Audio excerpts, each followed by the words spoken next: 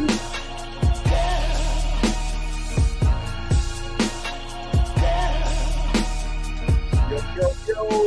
Just Our Opinion Podcast. It is definitely Just Our Opinion Podcast.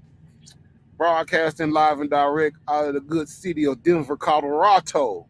Yeah, I'm in a mountain high state. Rocky Mountain High, that is. You already know. This is going to be a doozy show tonight, y'all. You already know. But without further ado, gotta bring my brother in crime in here. You already know how he gets down.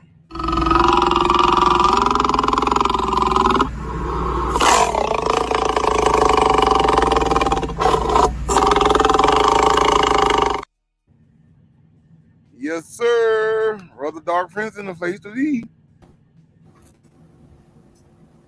What it do, bro? What's up, brothers and sisters? Shaking the day. Man, shit. The nation is shaking. The nation is always shaking. But it seems like today I've been just watching video after video after video after video of our fallen nation. Go ahead. Man, I don't know. In a sense, I don't know where to begin or end when it comes down to all kinds of shit going on out here now. But true that. If you look down at the ticker at the bottom of the screen, you know, tonight's show is gonna be kind of funny.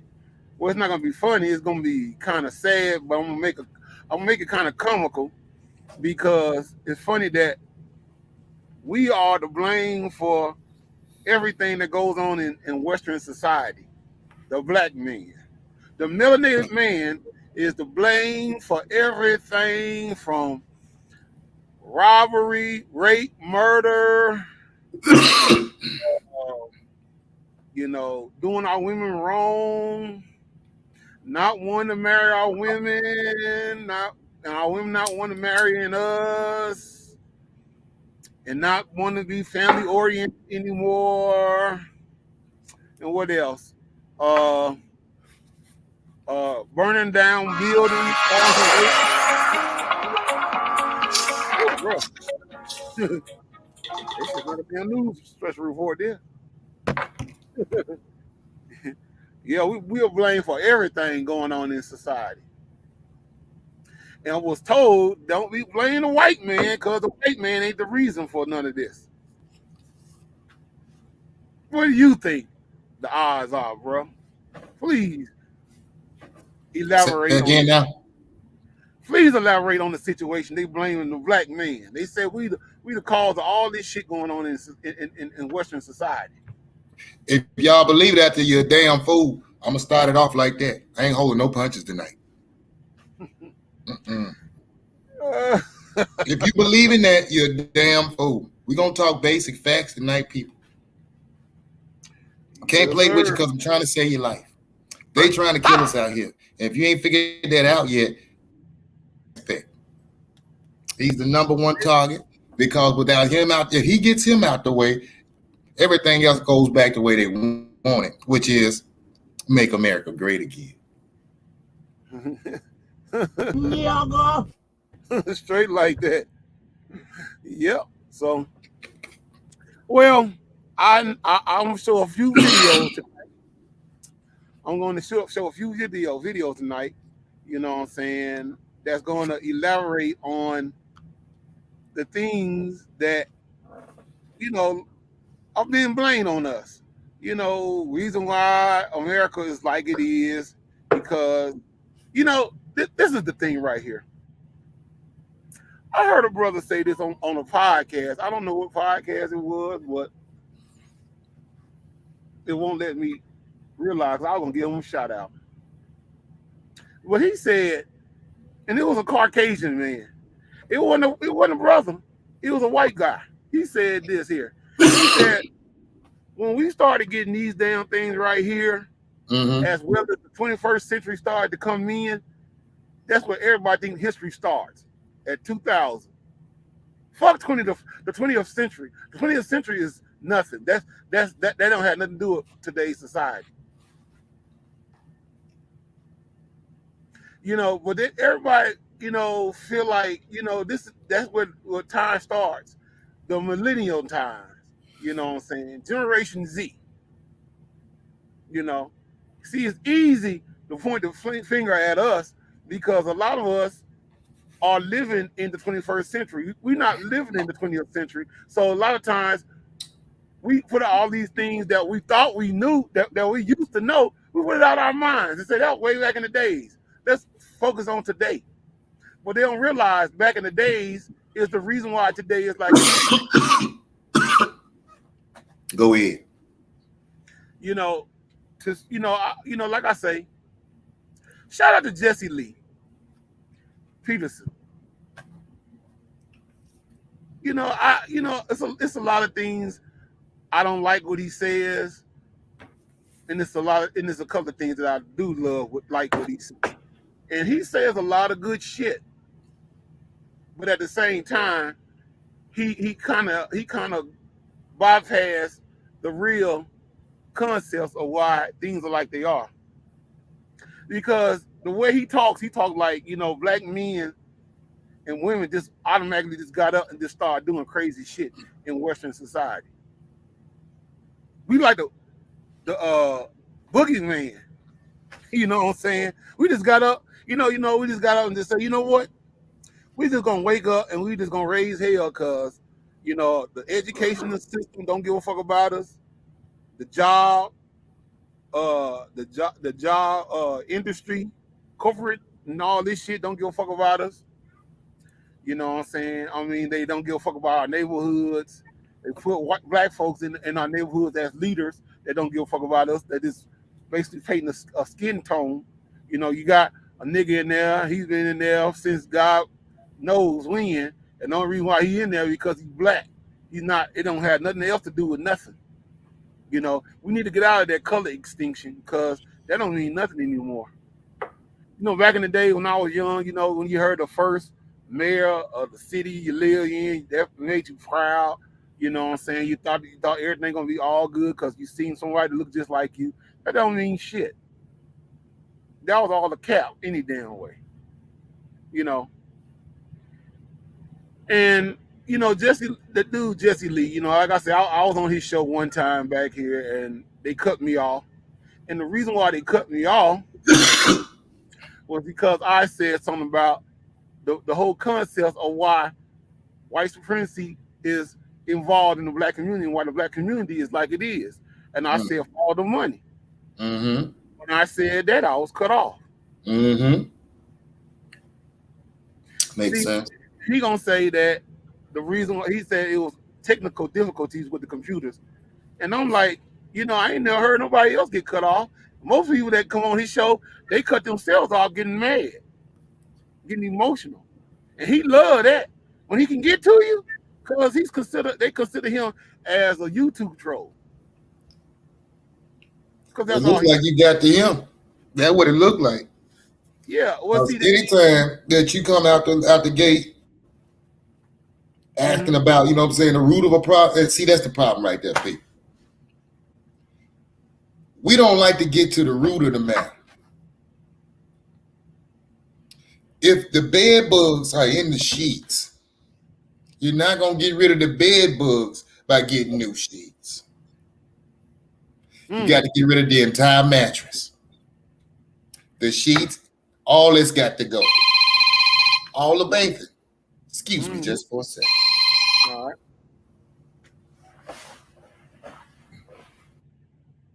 Yeah, that's true. What bro said. You know what I'm saying? Because see, the thing is, you can't act like you don't see shit happening and then up there and playing truth or dare and acting like, people are just doing things just because it sounds good. No, it's a reason for everything that goes on in this society. You know what I'm saying? And the brother, like I said, he means well to a certain degree, but at the same time, his tone and delivery and the way he jot things down is kind of fucked up.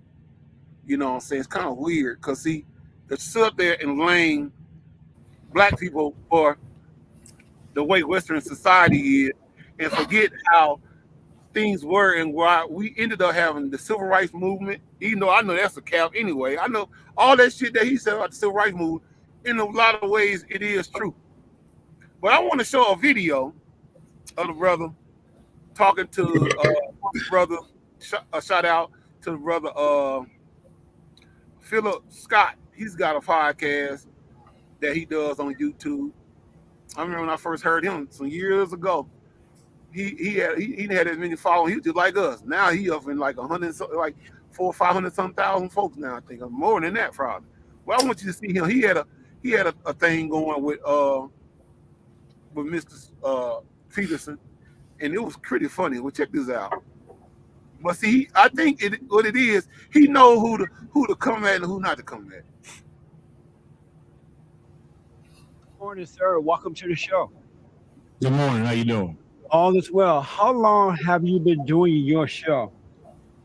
Since about, well, let's see, the one we have now about 2012, but we kind of started on YouTube about 2008 or so. What prompted you to start doing this?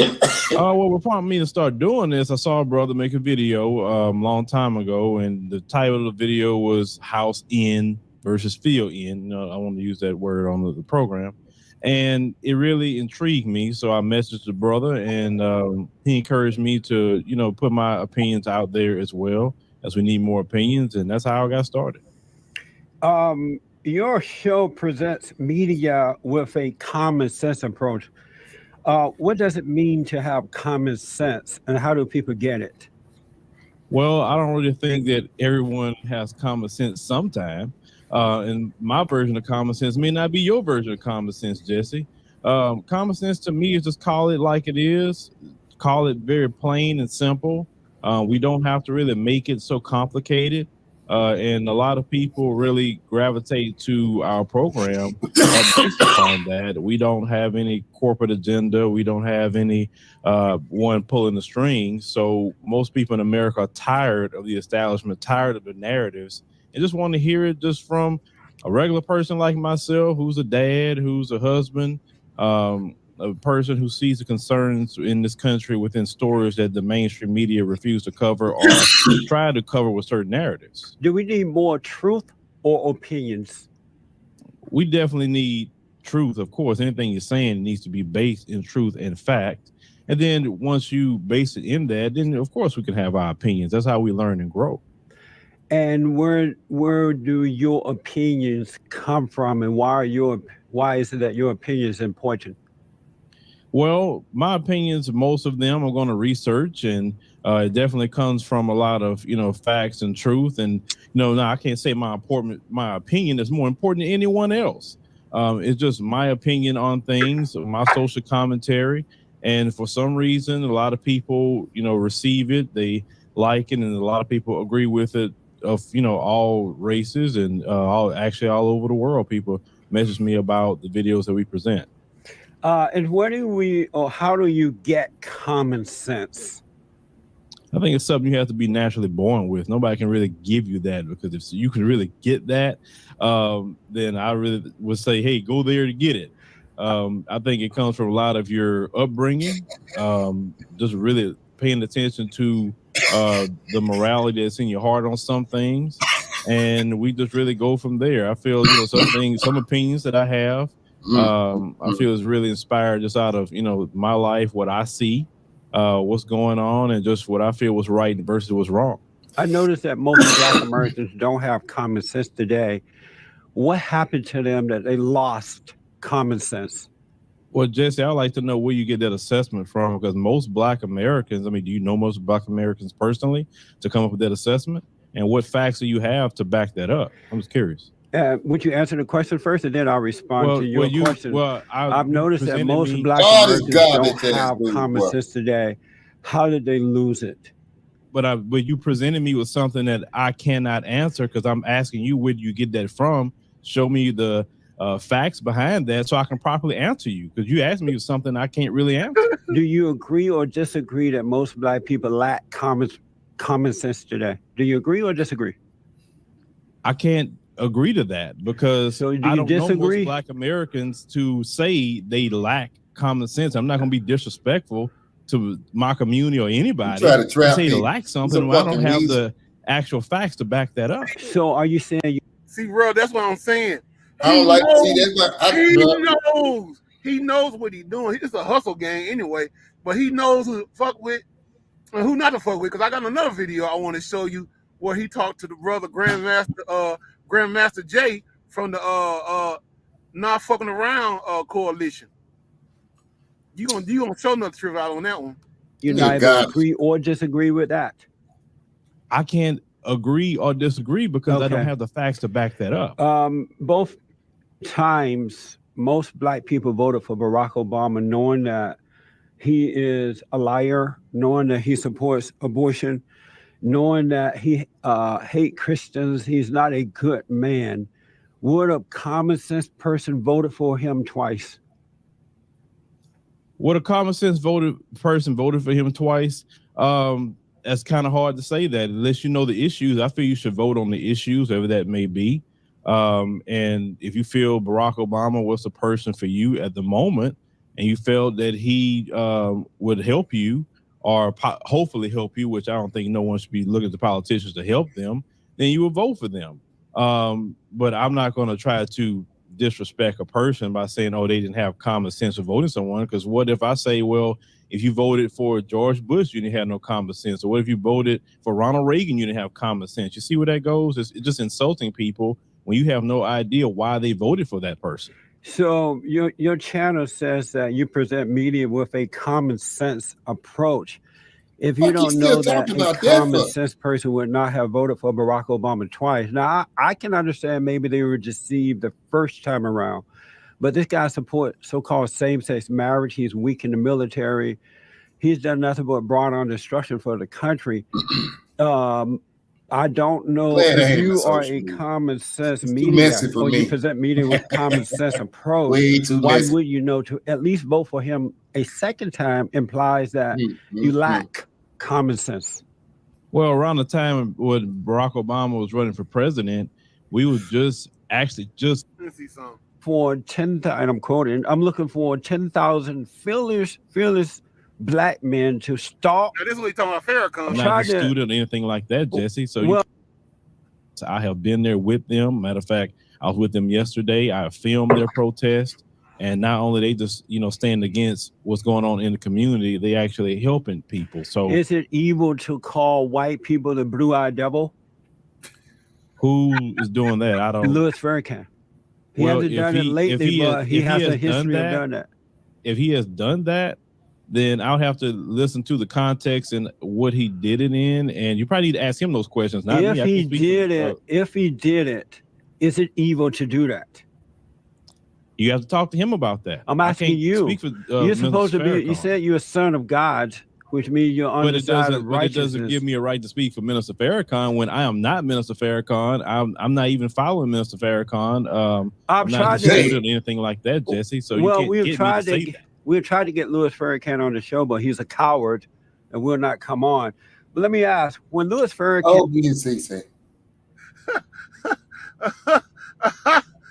hold on, get my breath, because I gotta give Malcolm X. I gotta let Malcolm X tell him how that dude is. Yeah, that brother's starving. Yes, sir, brother. That brother definitely starving, cause you can't put. I bet my goddamn earnings that the Honorable Minister Louis Farrakhan have never been invited on this man's show and would never be invited on this man's show. And right now, the minister is 91 years old and still in perfect health. And this dude ain't never invited nobody of the Nation of Islam, unless it's somebody that's like an offshoot or something that he can think he can get over on. But he never invited. I ain't never seen none of them. The minister, Brother Nuri Muhammad, Tony Muhammad, or hell, Rizza Islam. He ain't gonna invite none of them folks on there. Hi. Because the thing is, if he invite them on there, he knows he's not gonna be able to pull that goofy shit that he pulling on here. Because he's a laughing stock. You know what I'm saying? That's why I say that just goes to show you that this brother, he knows who to fuck with and who not to fuck with. See, Philip, they knew Philip Scott is a cool con collector guy, you know what I'm saying, and he gonna let bygones be bygones. But you know, I'm gonna play a little bit more of this, and we're gonna move on to the next one, this other video where he talked to Grandmaster Jay. And said at a church, a Black Baptist church down in Florida, I'm looking for 10,000, and I'm quoting, I'm looking for 10,000 fearless Black men to stalk and kill those who kill us. What? Referring to white police officers. Is that evil to call out that type of evil action? But once again, Jesse, I'm going to say this. You need to ask Minister Farrakhan about his words. I'm asking you. I'm talking to you. You're giving out advice on your advice line. Ask Minister Farrakhan those questions, Jesse, because I do not speak for him or represent him. I didn't ask you what I say. Okay, do you? I ask you if you say that it's evil or not. Well, what Minister Farrakhan says, you have to ask him. I'm not going to answer for another man's words. Just like if somebody was to ask me about what you think would Jesse say about just what, ask Jesse. I'm not the guy to be answering that to. Are you a man? Not just physical. I know you're a physical man, but are you a real man? Well, what is a real man according to you? See why they got him on the air. He's a fucking clown, and they pay him handsomely to stay a fucking clown. Yeah. And the ones that pay him is the ones that shit got my damn ears hurt. Just listening to shit like that, homie. Yeah, you know, really? That's the one. And gets me agitated. The minister won't come on. They ain't gonna let him come on there because the ones that the minister talks about is the one that's paying him to do all that silly shit that he do on this show. The so-called Jews. I know I don't like them personally. I don't like them personally. That's how I feel about it. That nigga hot garbage to me. And anything hot garbage, throw that shit in the trash. I ain't stirring the pot for none of that shit. That's why I'm saying that's a fucking bitch there, bro. And I hate our people that, that shit fucks with me, bro. You don't understand how this shit fucks with me.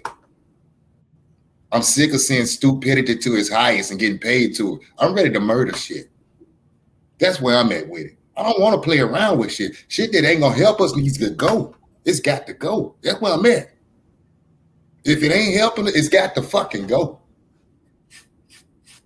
Because I'm tired of the mouth running like this. This shit happening. Dumb shit. I'll put a bullet in your motherfucking mansion and lay your ass down in your mansion. It don't matter no more, man. I gotta get rid of all the fucking fools. That shit's starting to fuck with me mentally. Now check this out. I'm about to go to pop off. Check this out. Now this Grandmaster Jay right here. Now, blew my motherfucking high. That's my head into the ring for the role of the presidency of the United States. Amazing. And so, are you a Christian? I don't get into discussions about my religious beliefs. That's one of the things that we're guaranteed under the Constitution. He's gonna roll up a big one in this environment. Well, I noticed that you guys in Stonewall Mountain, Georgia, something like that, and there was a whole bunch of guys dressed in blacks with guns and things like that. What I don't understand about your organization, NFAC, and people like you guys, I don't know what you want. America is a big country. You can do what you want in this country. You can build, you can have families, you can live where you want. When I was growing up, that's the way it was. And I grew up in Alabama on a plantation. And Black people were more successful then with marriage and family and land ownership and businesses than they are today. What do you want exactly from the white people? Well, that's a great question. I'm glad you phrased it the way you did, because I too grew up in the old days. Don't let the smooth looks fool you. It is the fact that you and I both have sat back and witnessed a deterioration, not only of the morals and the precepts of that which we used to live under, but also a steady return and a sliding backwards to the days reminiscent of Jim Crow and those particular practices, not from all people who are not of color, but from a select group that have become more prominent in the last 4 years. thus creating the rise of the NFAC. It's not what we want from white people. We don't want anything from white people. What we want to do is to determine our own destiny. What we want to do is to not exist under a system that treats us as second-class citizens through systemic racism and practices that have been ingrained in this country for the last 240 some odd years. What we desire are reparations for the 246 years of free labor that our descendants gave to this country, which made it wealthy, and that a lot of those companies still exist today. What we desire is restitution. What we would like to see is a reform of the policing within this country, a reform of the judicial system, and of course, the treatment of all folks equally under the law. These are the things that we've seen that have begun to deteriorate in this country, in spite of all the great opportunity that you speak of, in spite of all the wealth that this country has amassed, in spite of all the political power that this country has around the world. It is still subjecting a certain population within its borders to what we would call human rights violations. So it's not what we want from them. We don't want anything. What we want is the right to determine our own destiny and the ability to defend ourselves. If you study the history of militias within this country, and I don't know why it's such an issue that Black people formed the militia when there have been white militias around for years, and the purpose that they serve under the Constitution in the event that they have to be called up by the president to augment military function within a state or for the nation. It didn't become an issue until Black people decided to form a militia to protect themselves, not to attack anyone, not to demand anything. But militias are used to emphasize a political position. The Democrats had militias that actually went out and committed acts of violence back in the 1800s. The Republicans had militias that went out and drove their points home during the Civil War. We, as a militia, would simply push forward a political point that no one who is not going to honor or try to help the Black people to try to overcome together with us the 5 things that we have determined from a census that has been done across, we hope, most of the population, that we can have those that require us to have our political support or our financial support. That you would have to do like every other demographic does that agrees to enforce or to uphold this particular manifesto that we come up with that's beneficial to those of us who have a melanated persuasion within this country and worldwide. Everything that you just said sounds like a bunch of complaints. It's all weak. When I was growing up under the Jim Crow law in Alabama on the plantation, Black men were not complaining and they were not weak like that. Instead, they got married, they raised families, and they taught us that too by example. And even though Jim Crow law was in existence, it didn't interfere with our personal lives, our family lives. I slapped the fuck out of you. With other white people who were not a part of that because it was the Democratic Party thing that put that together. And it's hard for me. Let me just finish this. I want to ask a question with it. It's hard for me to see grown Black men complaining and acting angry and trying to complain about systemic racism. I enjoy slapping the fuck out of him. About what the white man is or is not doing. And white people are not holding Black people back at all. I see that you guys organize your organizations, you march the street with guns, but you're not doing anything about morality. You're not getting married. You're not raising decent children. You're not starting businesses. You're not stopping the gang violence. You can organize to march up and down the streets, complain about white people, but you won't do anything about the Black on Black crime, the out of wedlock birth. And that's the role of the men to lead the way. That's the role. I know, but let me just say, that's the role of lead. That's the role of leading the way for the Black women. Why don't you guys join that? Why don't you guys join that? What is your question? Why don't you guys, instead of running up and down the street and complaining about so-called systemic racism and all that, why don't you as men leading the way for the Black women and children? So first of all, let me answer your question. Number one, we haven't run up and down the street and done anything, so don't terminize us that way. Additionally, we haven't made a complaint about anything. Secondly, you shocked me that you haven't done your research about the NFAC. You look like very deeply involved in gang. But you just said systemic racism and all that. That doesn't exist. I let you talk, sir. If 2 Black men are going to sit here and have a conversation, then let's have a conversation. conversation. He ain't no man. Respond to my question. I'm responding, but to cut me off while I'm talking is a form of disrespect that I don't tolerate. Go ahead. No man, homie. As I said before, if you had done your research on the NFAC, which I can tell you haven't, number one, we're not complaining. We issue no complaint. We don't protest. We don't demonstrate. And I've made that very clear in many of my interviews. We form military formations and we move from one place to the other. We don't chant, we don't wave signs, we don't go out and say anything. We move in silence. There is no proof of us doing that. We don't run up and down the streets. We have addressed 2 situations tactically which have produced fruit. One of those was the March on Stone Mountain to address a threat that was made to all Black people on July 4th against all Black people by the white supremacists, the KKK that normally meets there. We tactfully went there, they weren't there. Additionally, our second mission was the getting transparency in the Breonna. I said the vibe is told my man giving out right now, that's male energy. This other fella, sounds it's nothing but I ain't hear nothing but a female running the mouth. That's what it is. A female is stirring up stuff, starting drama, being messy. I would enjoy slapping the fuck out of him. Yes, I would. He like you go running.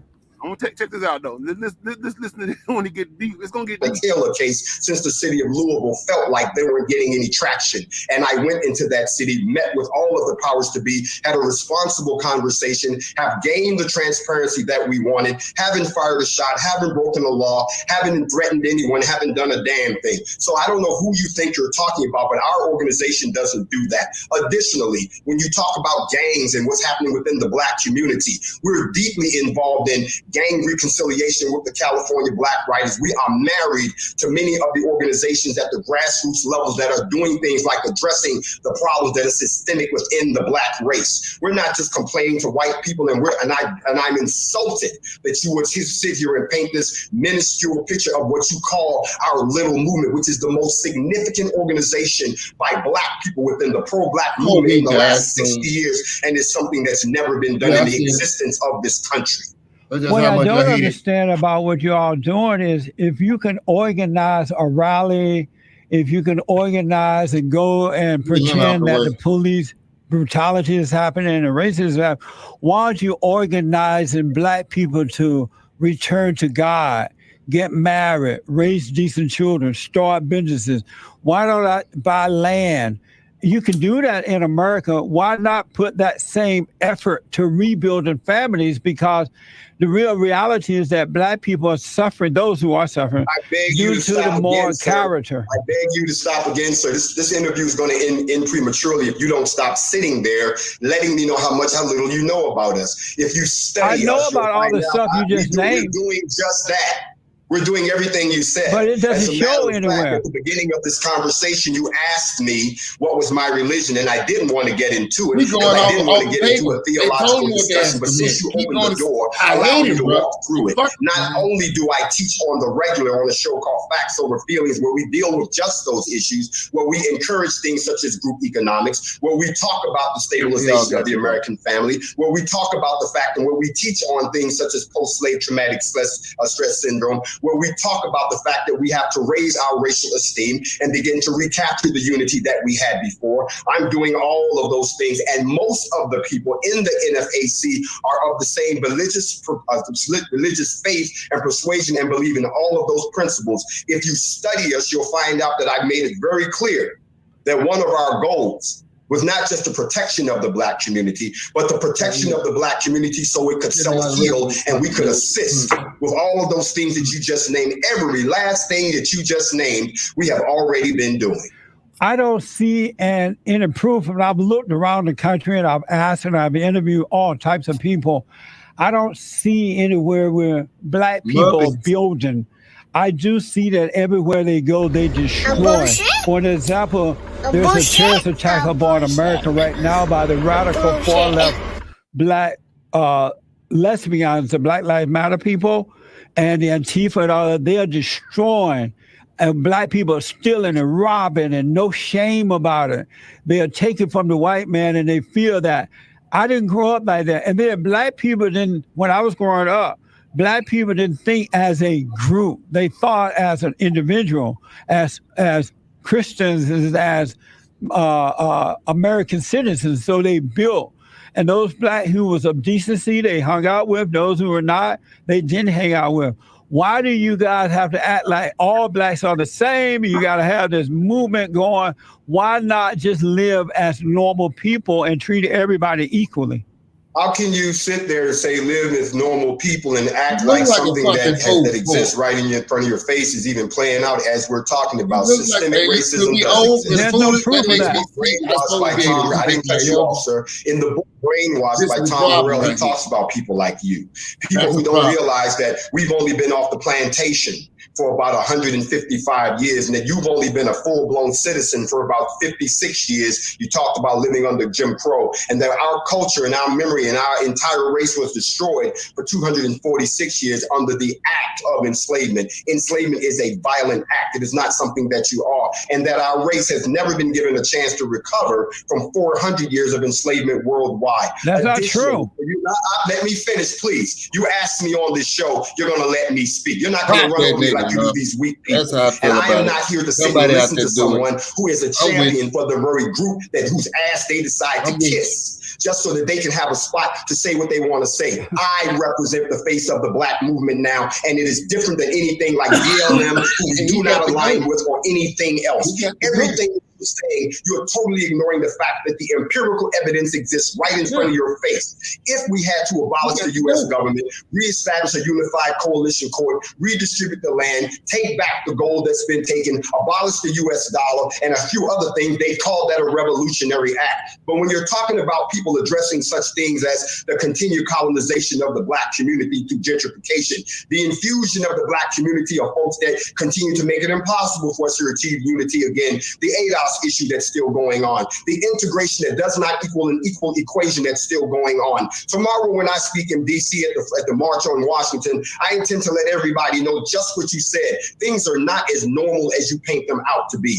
There has been a gradual deterioration. There has been a gradual deterioration within our communities and externally in this country. This is not the United States that I fought for. This is not the United States that I wore the uniform for. This is not the United States, as you so eloquently said, that I remember from the 70s and the 80s. This is not the United States. Yesterday, a 17-year-old boy got a weapon that he shouldn't even have had and got a ride from his white mother to go up to another state to kill some people simply because he was still being poisoned with the poison of racism. Where are all the Klan robes? You can't find a Klan robe in a thrift store or the Salvation Army because they still have them. You're not going to sit there and insult me and the 45 million other people that still exist in this country and try to do just what you said. Let me say that you're going on too long. Hold on. Without somebody calling the police on you. And then the police itself that you out of the slave patrol that is still killing people at will. There has been you can sit there and act like it doesn't exist in your comfortable white world. We have Grandmaster Jay, you're going on too long. You don't have a lot of time. Hold on.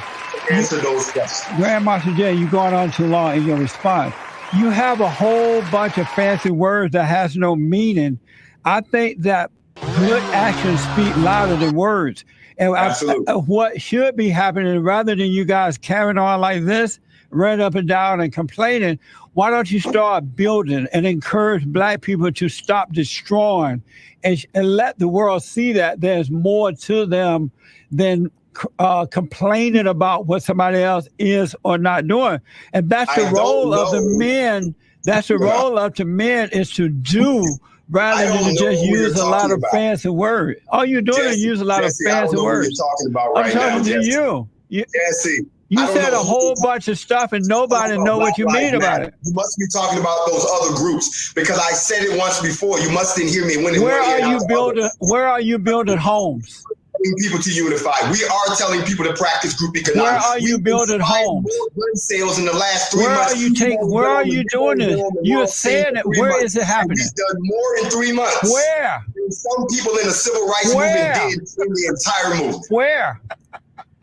What do you mean where? Where are you building? The country. Statistics have shown that ever since we started the campaign, which began in Brunswick, since you didn't ask, which began in Brunswick with Ahmaud Arbery, ever since we started our campaign, gun sales and gun classes and gun certifications amongst Black people are up 52%.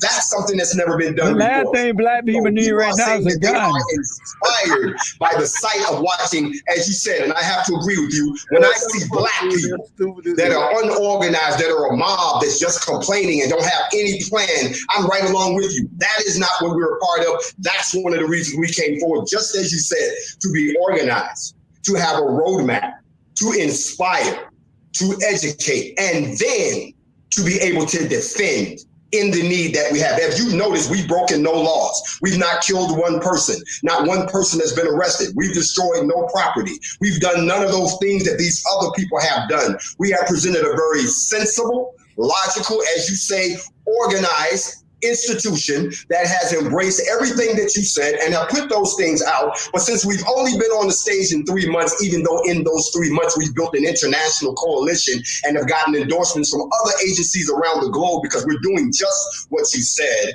You see, we're the ones who are trying to do just what you said. We're trying to bring back the things you just talked about. But we've only been in existence 3 months. And in those 3 months, what have we done? We've done more to motivate, unify the Black people in this country, and I can show you all the receipts you need. But if I don't know where you're looking, but by the way you started off this conversation, you haven't looked in the right place because you didn't even do your research on the NFAC. Let me ask, as a man, and I find it really odd as a male, because I didn't grow up seeing this. It's odd to me to see Black men begging for reparation and crying about systemic racism or blaming white people for their downfall. Situations and the women and children follow. But the Black men are acting just like the Black women, and they're acting like the white man is smarter than them, that the white man can do better than them.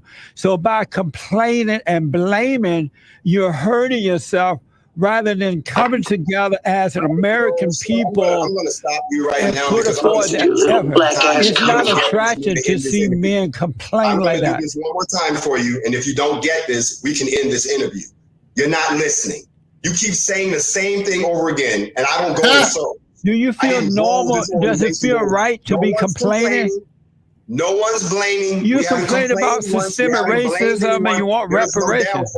We're not begging for reparations. You do want reparations. What the steps are to get reparations. The steps to get reparations, and I've taught on this, you can't pay reparations to a color. You can only pay reparations to a country. I've already taught on this, that Black people in this country need to stop asking for something that can't be paid to them in their current state. I've taught on this. I've told them that once you decide to declare yourself a sovereign, liberated country, then you can petition for reparations. So I'm not begging. We haven't begged for a damn thing because we haven't even taken the first step to put us in a position for Black people to get reparations. So no one's begging. Additionally, there's been no downfall here. You've seen the NFAC. We're fully equipped. We're well dressed. That's what throws me off. If you guys can dress up like that, of this country, we are all people. We're not the people in the streets that you're talking about. We're the actual responsible homeowners, gun owners, and voters that got together under the Constitution and formed a militia to address what we saw happening to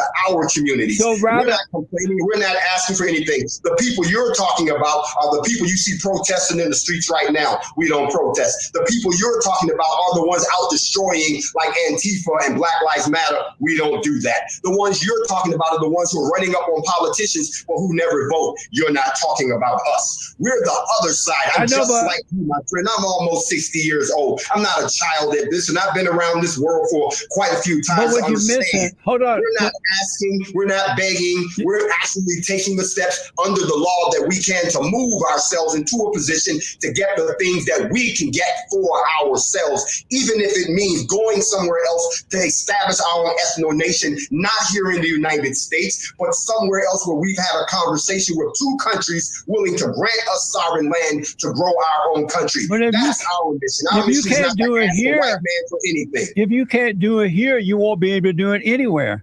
Because there's no other country that's greater than America. But what I just want to say, when you're crying systemic racism and this and that and the white man this, you're feeding you're deceiving the people rather than helping them. But what I want to ask you, you guys are complaining about George Floyd and these black people who are getting killed or hurt by cops. You're not encouraging these people when the cops stop you. Follow the instructions. Don't run. Don't attack the cops. These people are putting their own lives on the line, but I never hear you people say that. You guys blame the cops. First of all, one last time. I don't know who your producers are, but if you call me you people one more time, you and I gonna have this conversation in person. I'm not you people. No, what I mean is why you got. I don't want to hear that anymore, Jesse. That is a racial microaggression. I don't play that, bro. The NFAC. I don't play that, bro. No. The conversation just went south. But what I'm trying to find, like them. If you want, let's say you want to help me, you want to encourage me, right? Let me just finish that. Man, don't sit here and lie to another black man. Don't do that. I know, but let me ask. You said, don't put words in our mouth. I never said any of those things you said, and we do go out and encourage those things. I'm actually lined up with you right now. Everything you're saying, we've actually done. But for you to sit here and say it as if it doesn't exist, you insult me and you insult my organization. So have you said out loud that George Floyd was a thug, he was a criminal, he was high, he was on drugs, and the reason that it appears that the reason he died, not because of the hold on, you're interrupting. Hold on a minute. Hold on. I haven't asked the question yet. George Floyd. You're speaking over me. Hold on. Instead of saying to black people, hey, don't get high, don't commit crime. When the cops stop you, let George Floyd be an example of what not to be. That's not what decent people do. Have you encouraged blacks in that way?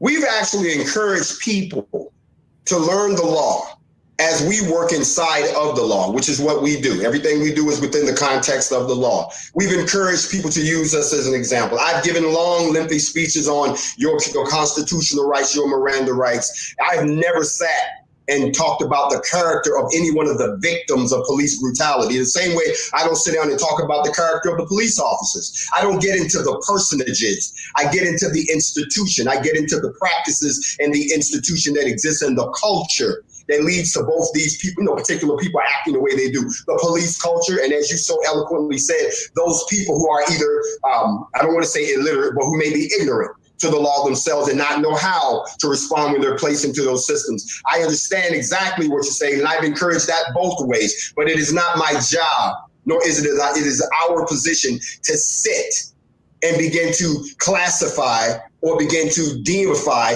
one of these particular people. We don't dig into the weeds. We're not messy like that. We look at the incident itself and the circumstances that created it and the laws that allowed it to happen and what we can do to encourage people on both ends so that you need to educate yourself and you need to modify your practices. We're in the middle.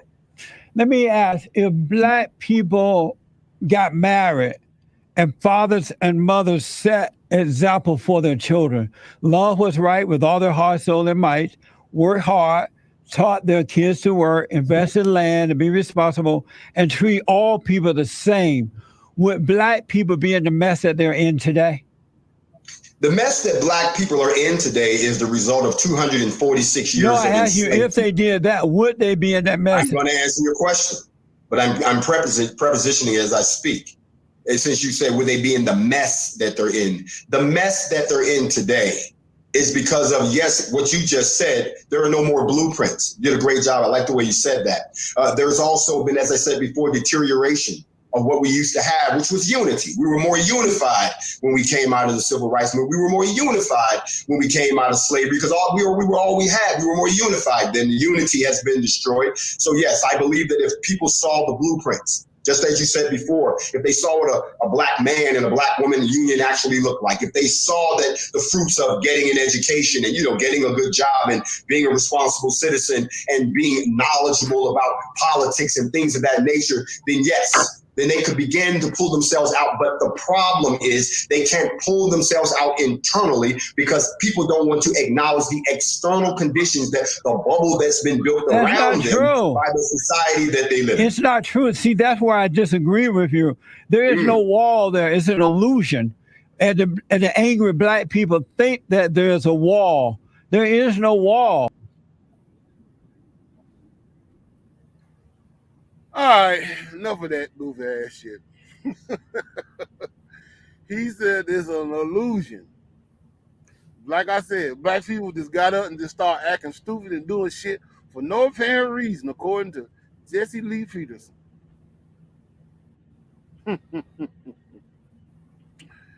Bro, what did you get out of that?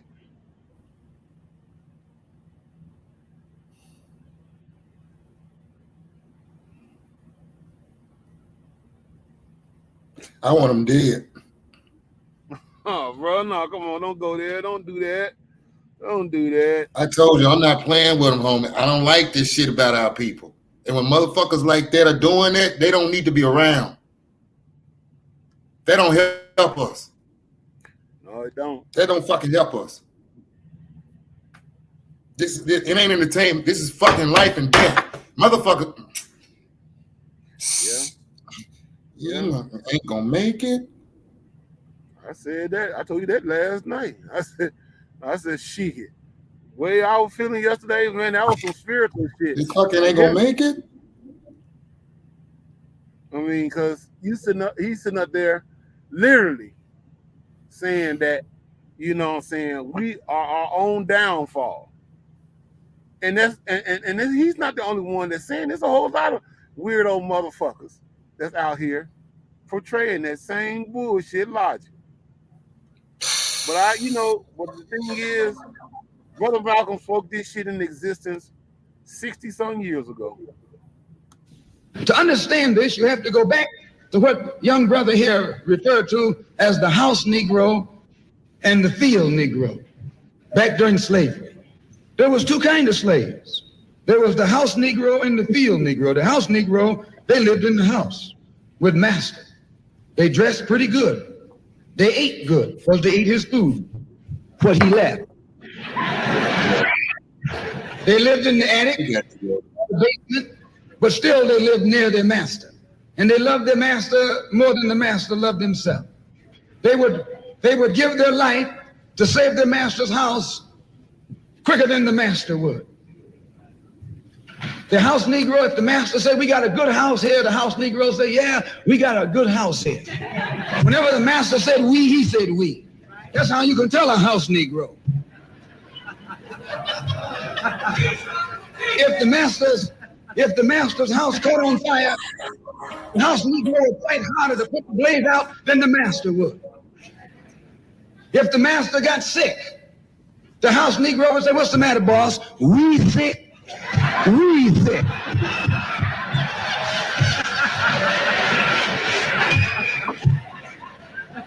He identified himself with his master more than his master identified with himself.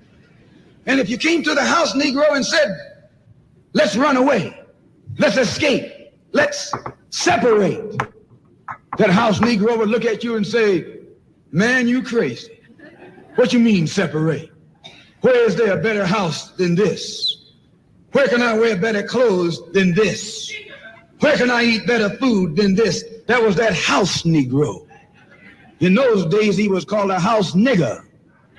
And that's what we call him today because we still got some house niggers running around here.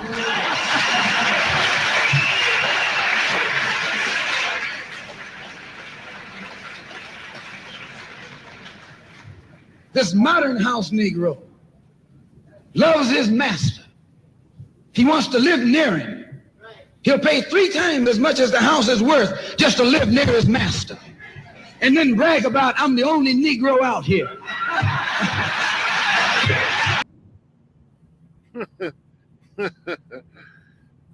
God rest his dead, Brother Malcolm. He said it clear as day. And the thing is, that's one thing that Jesse Lee wouldn't dare say that's keeping us down.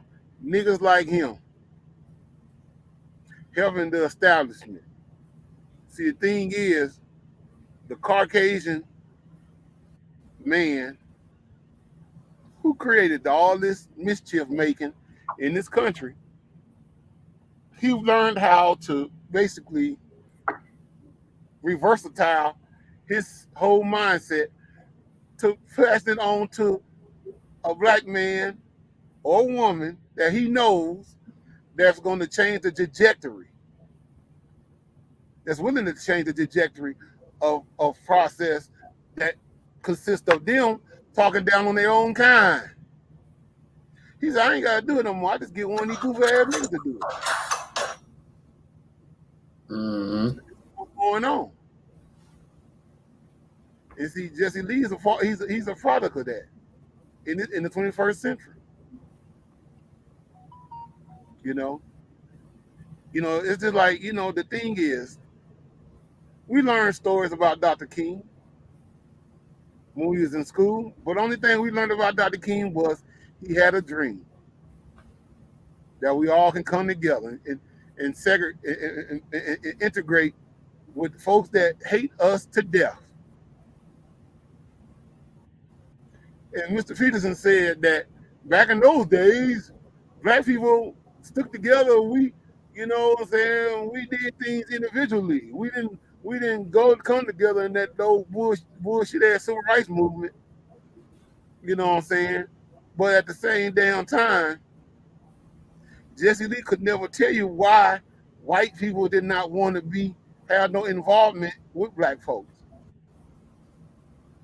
Because literally, he knows the deal. He's been back in those days. If Alabama was such a good place, why the hell is he in Los Angeles? Huh? He said he grew up on plantation, Jim Crow style. But at the same time, you out in Los Angeles. I would think you will go back down south if that's a good place to be. But just like everybody that was in the South back in those days left and went and ventured away from the segregation of the South. Everybody went to Chicago, New York, and Los Angeles. Because these were the cities that had most of all the big mega corporations at. And they can live pretty good, better than what they were living down south during those times. But Jesse Lee, no, he's not going to talk about that because, like I say, he's funded by them people. So he's going to talk that silly shit. He's going to put himself in the mindset of saying silly shit like that.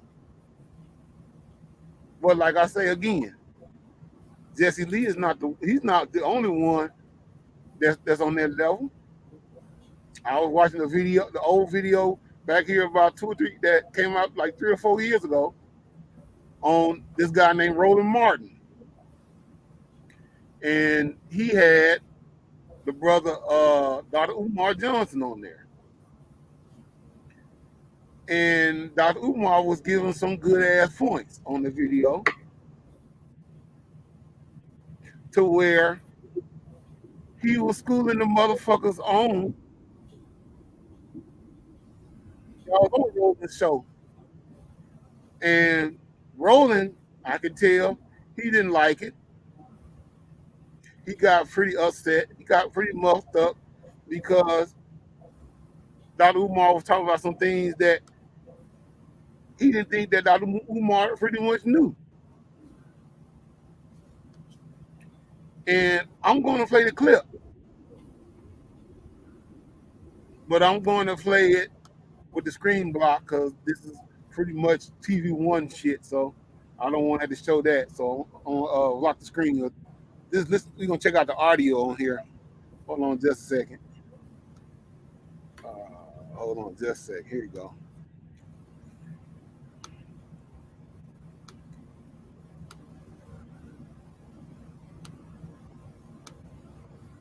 Umar Johnson recently was on 105.1 FM out of New York, The Breakfast Club with DJ Envy, Angela Yee, and Charlamagne the God.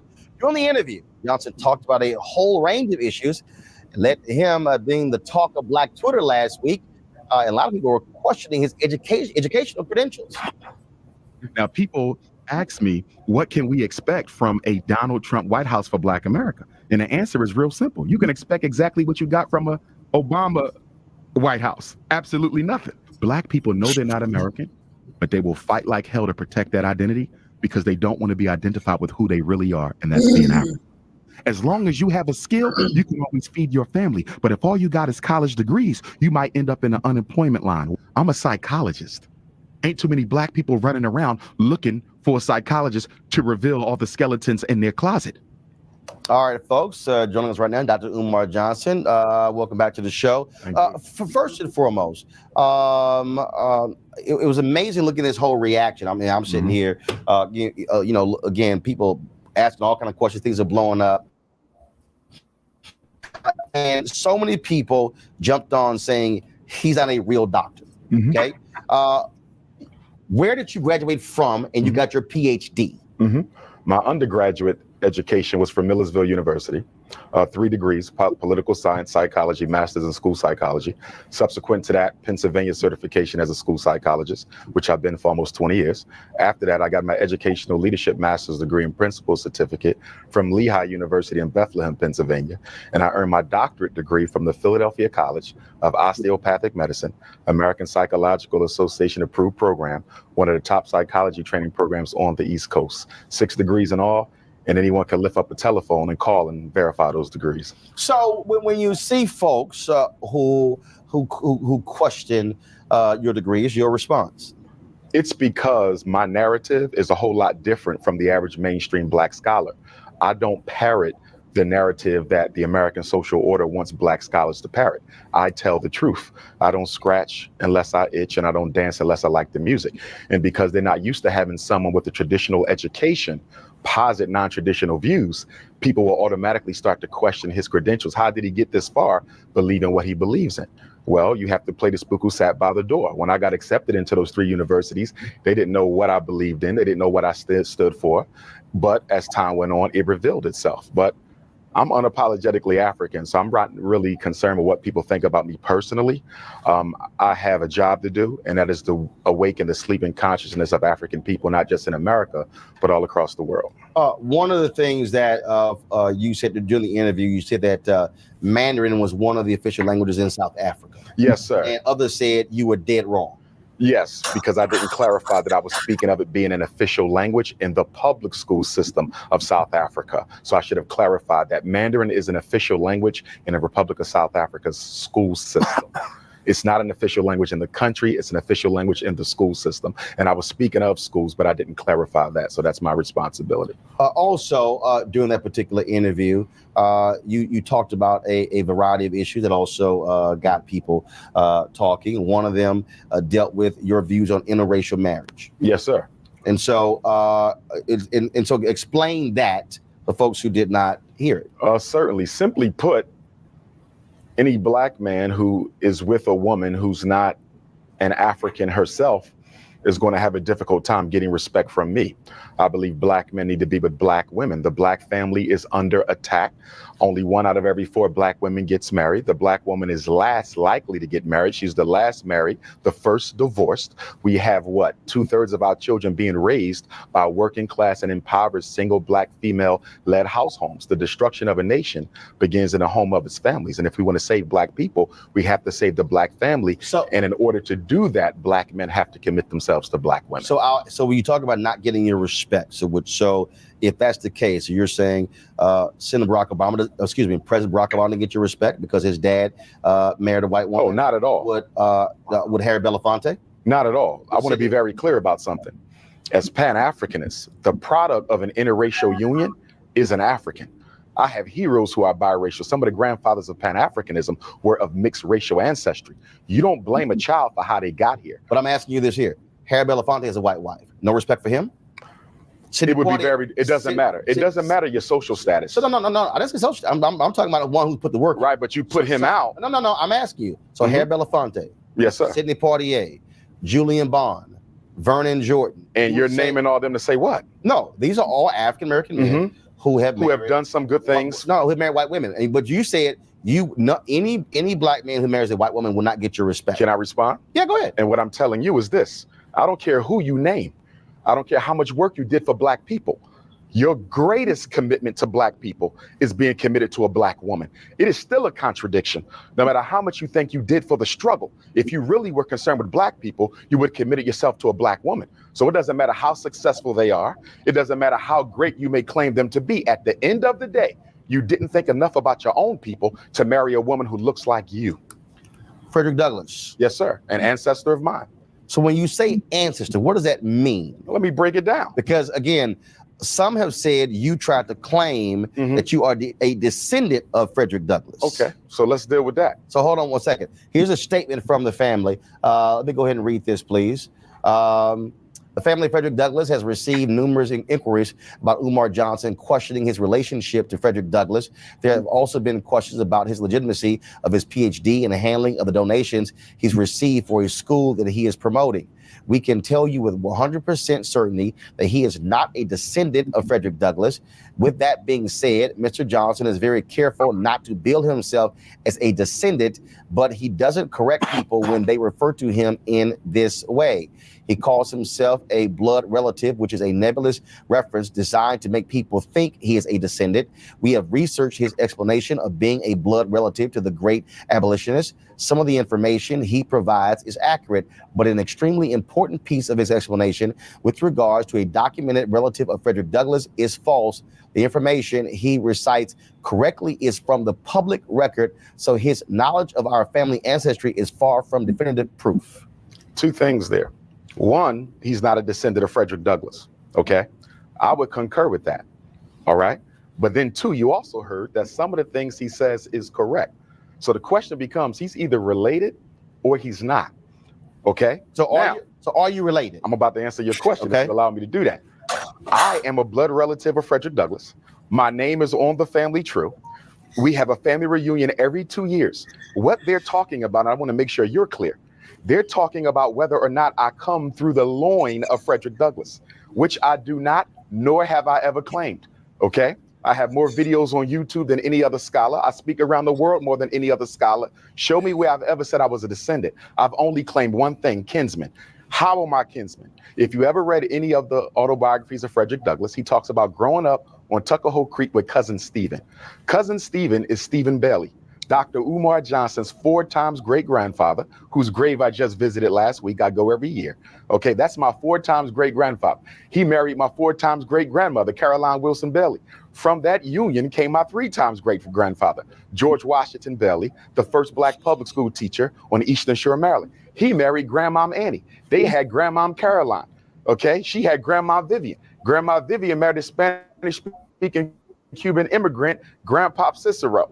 They had Grandmom Ida, who's still alive, who married James Johnson, who had my father Jamal, who married my mama Barbara, and from that union I was born. I am a blood of Bailey. I am not married in. What they're talking about is strictly descendancy, something I've never claimed. Am I a kin? Do I directly come from the loin of the first cousin and potentially half-brother of Frederick Douglass? And the reason I say potentially, the slave master who owned our family, a white man named Aaron Anthony, raped Frederick's mother and raped Stephen's mother, my ancestor. And there's significant evidence to suggest that. Some people could still argue, though, that they were not brothers because it's not conclusive. Fine, throw that out. I'm still a kinsman because I come through the blood of his first cousin. You talked about, again, respect. You respect? I don't talk about respect. I get tremendous respect from my people. I'm not talking about that. Do you respect Frederick Douglass? Yes. But he had a white wife. He did. So that's what I'm sure. I'm gonna clarify. Why is that an issue? Why is that? If you put in the work and you have the history, who cares who you marry? I already answered that question, and I told you I don't care how much work you put in. If you don't commit yourself to a black woman, ultimately you wasn't totally committed to the struggle. Even Frederick Douglass. Even Frederick Douglass has to be criticized, as I did on the Breakfast Club. Now it has to be put in context. He didn't marry the white woman until he was an old man, after his wife, Anna Murray Douglass, of 50 years, a blue-black chocolate woman through whom all my cousins were born. He was an old man when he did it, but nonetheless, he did it. And yes, he has to be criticized on that, because a black man needs to be with a black woman, and it is a contradiction. I don't care how much work you think you've done for black folks to not commit yourself to a black woman. Hold tight 1 second. I got more questions when we come back. I would argue the reason black men marry white women is because they wish they were white themselves, and having the white man's prize, his queen, is a psychological symbol to myself that I am equal to him. We're back with Dr. Umar Johnson. In that particular statement, the family also addressed this here. You talked about taking over the buildings or the land of a black school that was shut down. Yes, sir. St. Paul's College. And you were raising money for it. First of all, how much money has been raised, and what's the status of that project? Well, St. Paul's has been sold. approximately 3 to 5 months ago, I was told by the auction company in charge of the sale that it was been sold to a developer. So how much money was raised? What the people gave? All kinds of people gave. How much was raised, and what's the status of that? $700,000, and the status is we're still looking for a school, and the FDNG will be 8/21/18, or if at all, it may be delayed to 8/21/19, which is the anniversary of the Nat Turner War. We say looking for a school. Why not start a charter school? You can start a school. Because charter schools are owned by the state, and I'm a Pan-Africanist. I believe what is to be done for Black people must be done by Black people. Why do I want a charter school? So you want a private school? Exactly, independent school. Lauren. So the question of interracial marriage, Yes, I mean, ma'am. come on, man. You're too smart for this. We got 43. Smart for what? We got 43 million Black people in this country. And We that got means over what? 190 million white people. You're going to sit here and say that if And you a gotta Black have the person, Black a white person get married, a Black person, white person get married, one can't understand the other person's struggle. You've seen about Tim Wise, right? individualism. You've seen It's Reverend about Wallace. You've systematic seen white people who empowerment. understand racism very well. That doesn't mean they're going to do anything the other about thing it. that is obviously true is they understand racism when you see things like the murder of Medgar Evers, like the murder of And- Martin Luther King. They understand racism And just what fine. did they do They about it? understand us gaining just fine, and that's why murder happened. Based on what? So the idea that somehow a white person can't understand our struggle, I no could way. care less what they understand. I'm No asking way. you, what have they done systematically He already to told you improve that. the opportunities He of already white folks? told you He that. did not tell Oh, me yes, that. you did tell He tell did me not that. tell me that. You're going to tell me that guys like Tim Wise and Reverend Wallace don't understand What about racism in Tim America? Wise? They don't understand race He in America? articulates They don't- racism, So but all- what has he done to There are no white systematically people that understand race in eliminate it? America. There's not no a white white people. person There's in no America. white people that understand race in America. There's not a white person. Them going to Eugene. There's not a white person in America who has ever worked to systematically eliminate the white privilege that they benefit from vis-a-vis your oppression. You are lying. You know Eugene, 190 So- million so- people in America. Eugene. And So, you're so, cool. oh, we're not going to go there. We're not. I haven't. Calling me a liar, and you're cool. Well, it's a fact that Watch you're how you lying. talk It's to a me, fact or that watch you're how I lying. talk It's to a you. fact that you're I lying. understand you. To say that, No, everybody, 1 second. Several things I don't allow. I don't allow the N-word. I don't allow coon. We can talk to one another and disagree, but I do not use racial epithets against And Black that's people. fine, but he called me a liar. No. So the language needs to be watched on both Racial sides. epithets will not be used on this show And that's fine. by anybody. But how we talk to each other needs you to can be say up. whatever you want, but no racial epithets will be used on this show about Black people to Black people. Eugene, your question. So, from your paradigm, from your perspective, Civil Rights Act isn't an act of white folk stepping up on behalf of Black folk. This is right here. Current criminal justice reform legislation movement isn't a current act of white folk stepping on behalf of Black folk. Folk that funded the civil rights movement in the 50s and 60s isn't an act of white folks stepping on behalf of Black folk. I'm sorry, as an American, because I define myself as an American, an African American. I'm sure you do. I live in a country that moves forward together. And I say that as a Republican. We move forward together. Yes, we have individual struggle. Yes, we have struggles. I'm not talking Yes, we about have. you. Yes, no. Yes, we have. talking We about have. systematic We have bias, systematic. disproportionality, We have- indiscriminate. Finish in 15 seconds, then answer. We have systematic struggles, and together as a country, moving forward to defeat those struggles. Really? So, based on what you said, I want you to give me examples of white folk, not individuals, but systematically. Excuse me. Why can't they be Excuse individuals? me. 1 second. I know you can't wait to 1 second defend him, answer. but let me 1 finish. second answer. Can I finish? Go. Okay, I'm going. Okay? You cannot name anything systematically done ever in this country by white people to equal the playing field for Black folks. The Civil Rights Act, Congress literally sits behind us. The Civil Rights Act, the Voting Rights Act. Are you Both aware? of them. Are you aware? Hey, can I? Both of them. White people are Second. proud of you, son. Scott Bolden. Quick. I think the terminology and the narrative being used is a little misleading, not from you, but from this dialogue right here. Okay. It's one thing to sympathize with the struggle. It's another one to empathize with the struggle. Very different. When you talk about marriage being a political choice, and that one of the arguments that you made that I tend to agree with is that if you don't marry a Black woman, then she can never support and comfort and value your day-to-day struggle as a Black man. That being said, I do think that the level of the rhetoric that you use in regard to your Pan-Africanism is difficult for many of us quote, in the mainstream to get our arms around. But this issue about black men and white women in the civil rights struggle is not a new discussion. My mother was a civil rights activist in Chicago, and she would often complain privately that, one, you can't sleep black, you can't sleep white and talk black, if you will. And that's always been in the American struggle, African-American struggle with ourselves. Yes, the other thing is that we struggle with our own psychology about self-love and otherwise. And if we get our arms around that, that does make sense. But you would have to say that you know 190 million people. But you're being too one second. You would have to dictatorial. claim that. Individuals don't matter. You'd have to claim No, that. go ahead and respond. Go ahead. And I agree with my brother's Scott. comments. Brother Scott, he brought up the civil rights bill. But what he did not talk about in relation to the civil rights bill is there were two words included in that bill that ultimately served to take away from black people what that bill was intended to deliver. They added gender and they added sexual orientation. And as a result of that, white women and homosexuals have been able to strip black America from the intended gains of the Civil Rights Act. So there was still racism in that bill if you will study that history. But Umar, your question was, has anyone black ever systematically done, has anyone white ever systematically done anything? Systematically. White America. So LBJ would be the answer for that, because that's the government. No, I don't think you That's heard a the question. systematic move. No, you didn't hear the question. No, you did not. No, you didn't. Yeah, You're so quick to defend white folks that you're not listening. No, I'm not trying to I defend literally white have folks. 45 seconds, so restate the question and give an answer. I got 45 All right, seconds. let's get an answer. The question was, what has white America done? Right. Not individuals. Systematically, you won't even let me finish. Yeah, because You're that in love with white folks, you won't even let me finish. Point on every Finish literally 20 seconds. There is no bigger system than the 20 US. seconds, I'll finish. The US And in 20 government is seconds, I would say that the panel that you have here, who are extremely intelligent, do not represent the everyday black man and woman struggles. And then because of that, they can articulate. And you represent. All right. We're back. What do you think about that? I saw that video a few years back, Yeah. but it's the same between the one we just got through watching, though. They put us against each other. One's for the established, the other one's against it. And I'm sick of the monkey in the middle shit. Yeah. That's just how I feel about it. Yeah. But they claim that it's our fault.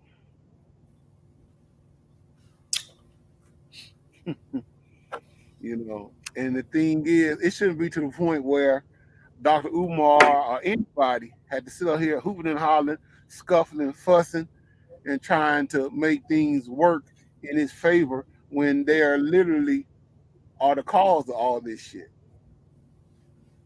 Because their brothers sit up there and said clearly, what has Caucasian people did systematically for us? And they couldn't answer it. They're going all around the corner, up the street, around, down under, up yonder, and they ain't came up with an answer yet. But there's a lot of rah, rah, rah, rah, rah. And the thing is, that's the reason why our society is so fucked up. That's the reason why you got all this shit going on. Because it seems like everybody don't know what to do and don't know what to say anymore.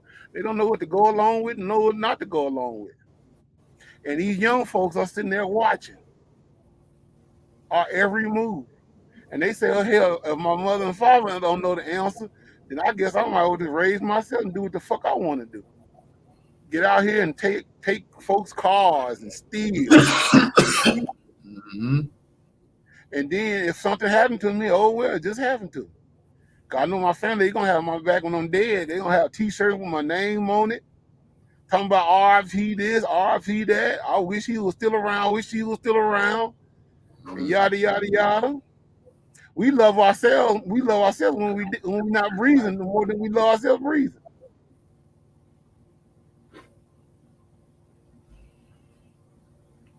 And brother, like I say, I understand where you coming from. I understand the hurt that you feel, because I felt like that yesterday.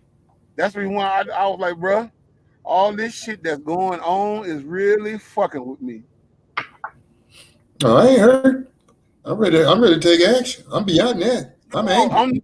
I'm not saying hurt as like emotional or I'm angry. I'm angry. I'm angry. It's just the fact that to sit up here after all these years, and instead of we going forward, we're going backwards. And it's worse. And one thing I can't say what Mr. Peterson, he's right. It's worse now than it was back then. But it was fucked up then. But it's hell is 10 times fucked up now. And the reason why it's fucked up now is because everybody don't want to talk about the past because they want to get over the past and start this new thing called the future, which consists of us basically selling our souls to these motherfuckers that don't give a fuck about us from the beginning to the end. You got black women. We had a gender war. Black women study talking about we ain't doing shit, but at the same damn time, they ain't doing shit either. That's the reason why that's the reason why these young folks out here doing what they're doing.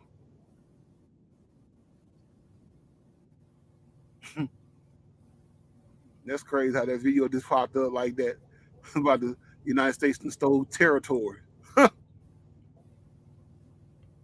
See, stole territory, huh? Yeah, this video right here on TikTok. How this video just popped up because I'm on their app right now, and as soon as I clicked on it, it just pulled this up. Check this out. Look at this shit. I'm running back. Territory from Mexico.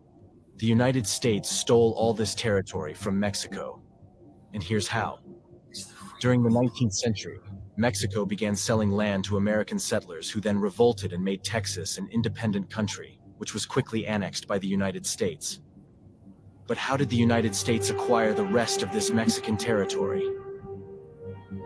Well, then President James K. Polk was obsessed with acquiring California from Mexico. So he sent Mexico an offer of $20 million to buy the territory. Mexico refused this offer, so it came up with a pretty dubious plan. He sent American soldiers to this disputed region in Texas, who were then targeted and captured by the Mexican army. He used this event as a rallying cry for the United States Congress to declare war on Mexico. The United States, being the stronger power of the two, easily won this war. They paid $15 million to Mexico, who had to reluctantly cede all this territory to the United States in less than 20 years. Mexico lost more than half of its territory to the United States. I mean, how'd you want this stuff? He regrets calling the expert. Hey, how's it going? Good. You say Americans say annex the country, huh? Mm-hmm. They took all that back, you know what I'm saying, on their Western expansion. Yeah, that's when they had that whole concept where they said they wanted to branch the one to branch America from sea to shiny sea, from coast to coast. Yeah, they did. They definitely did that. They didn't buy shit. They just took it. Goddamn. Killed and took. Well, yeah. That's exactly what they say they had in mind. And these were white men. And these were white men that were doing this. Well, no black man did this. Nah. It's gonna always be the opposite person on that standpoint. Yeah, but see, he just the fall guy. Yeah, but they sit up there so quick to blame us. Mm-hmm. I'm finna go through some videos right quick, some old school videos. Now I'm finna go to a video that most people don't know nothing about. Dr. King last speech that he did. Okay. So everybody seemed to have forgot what he had said in Memphis the day before he was assassinated, April 3rd, 1968, in Memphis, Tennessee.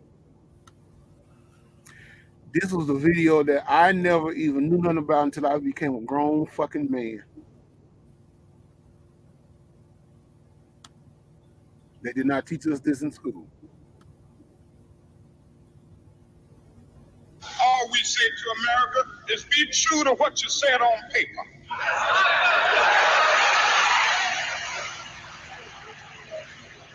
If I lived in China or even Russia or any totalitarian country, maybe I could understand some of these illegal injunctions.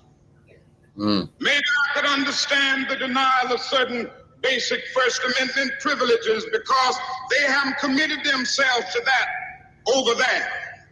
But somewhere I read of the freedom of assembly. Somewhere I read of the freedom of speech. Somewhere I read of the freedom of press. Somewhere I read that the greatness of America is the right to protest far right.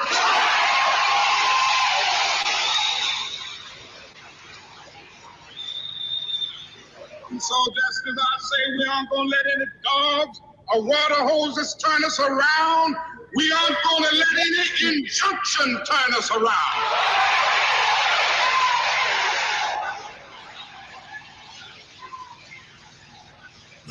Well, I don't know what will happen now. We've got some difficult days ahead. But it really doesn't matter with me now because I've been to the mountaintop. I don't mind. Like anybody, I would like to live a long life. Longevity has its place. But I'm not concerned about that now. I just want to do God's will. And He's allowed me to go up to the mountain. And I've looked over and I've seen the promised land. I may not get there with you, but I want you to know tonight that we as a people will get to the promised land.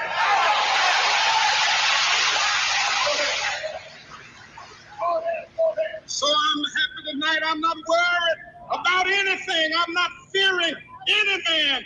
Mine eyes have seen the glory of the coming of the Lord.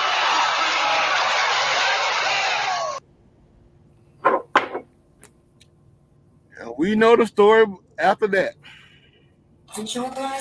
Yeah, we do. Yeah, we do. And the thing is, that wasn't the I Had a Dream speech of 1963. This was the speech, the mountaintop speech, as we call it, that he did in 1968, April 3rd, just a day before he was killed, before he was shot. In Memphis, Tennessee. They had to get it.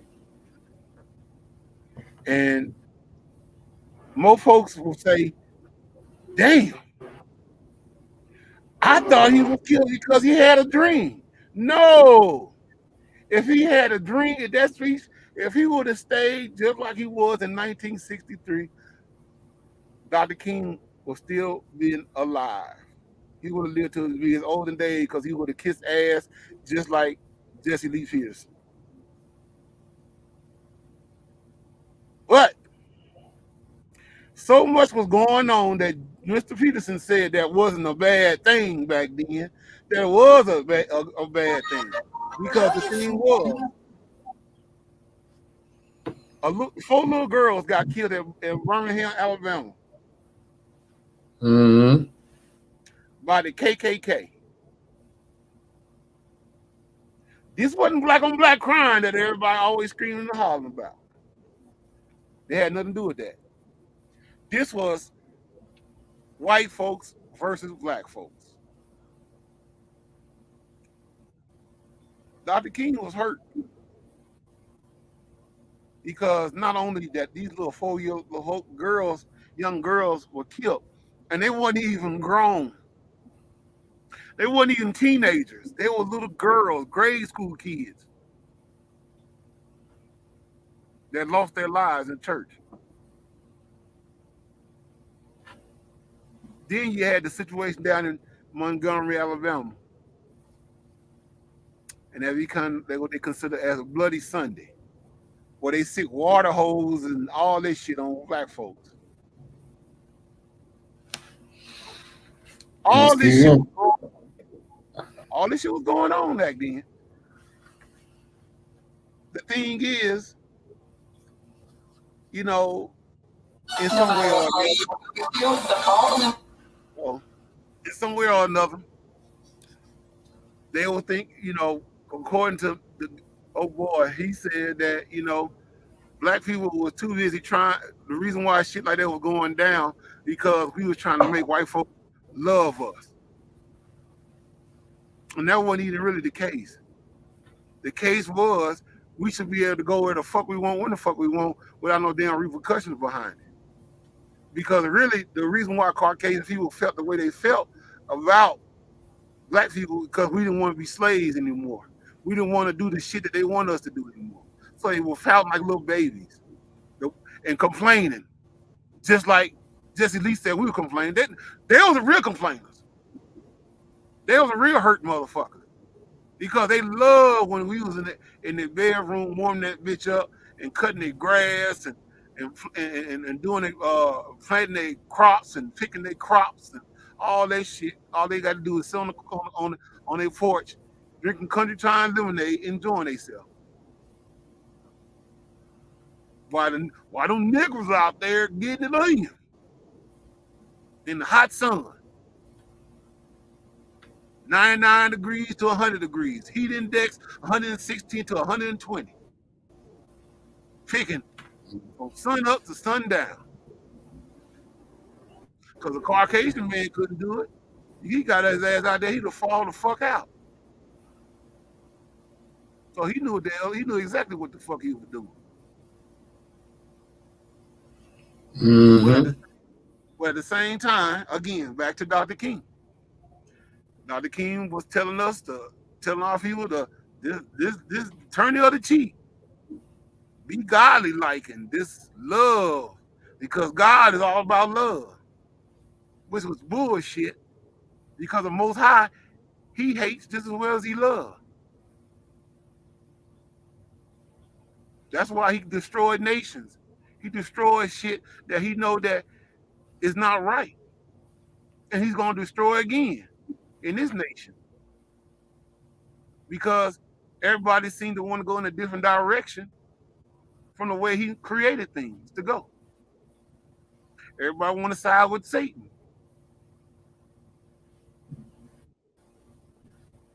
So, hey, you get what you get.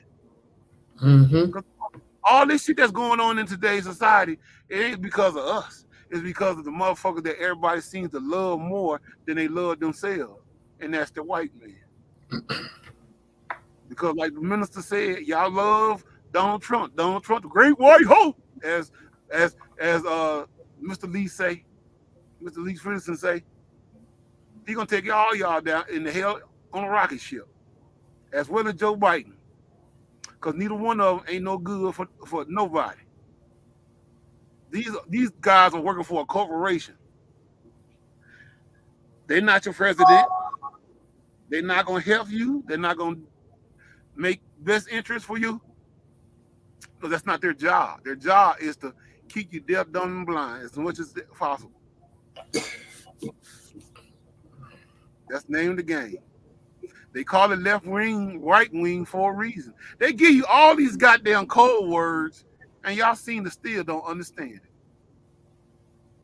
Left wing, right wing. What are they talking about? Chicken wings? No. They're talking about that bird that they glorify so much, and that's the eagle. And I talked about this a lot. We talked about this on the podcast last week about left wing and right wing. Mm-hmm. And that the bird that they love the most is the eagle. The highest flying bird in the world. And that's what the corporations That's their motto.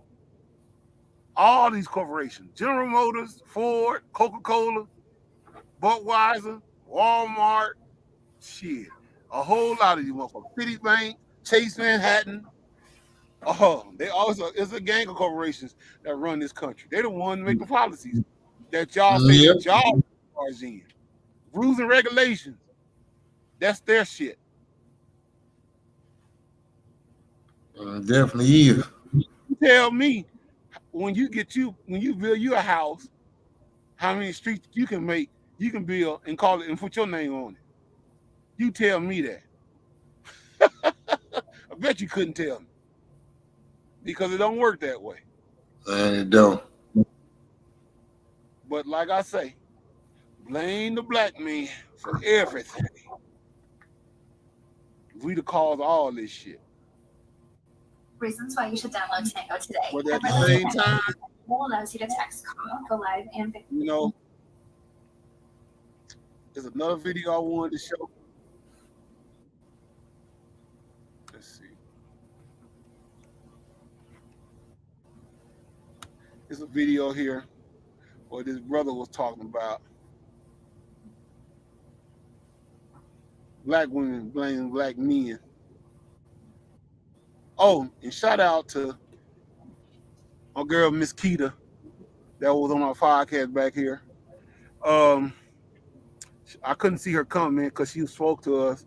You know what I'm saying? Much love to you out there. She just she was commenting, but Facebook wouldn't let her show the comment. And I think that's gonna be another thing. I'm probably to get off Facebook with this podcast because they starting to do little silly shit over there too. They definitely gonna be doing that. Yeah, so I'm gonna be getting off of there. So Facebook ain't gotta worry about it because they sent me StreamYards a notification back here stating talking about if you got a certain amount of folks that you can't show this and all this old bullshit. And I'm about sick of Facebook. Every time you do something, they go one way and go out the other way. But I understand because Facebook, y'all motherfuckers, y'all look for ignorant shit. And the times are basically drawing down on ignorance. And y'all promoting every bit of it. Because if it ain't about something good, y'all love if it's something bad, like somebody dying, somebody shooting or doing some silly shit, y'all all for it. But when somebody talking about some positive things and trying to create things and make things better, y'all want to take down the views. This is like YouTube ain't the only one. YouTube is the same thing. Yeah.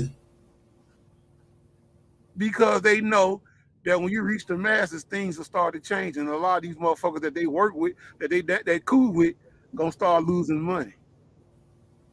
But anyway, move around. Here's this video the brother was talking about women blaming black men for their failure. Check this out. The lack of perfection.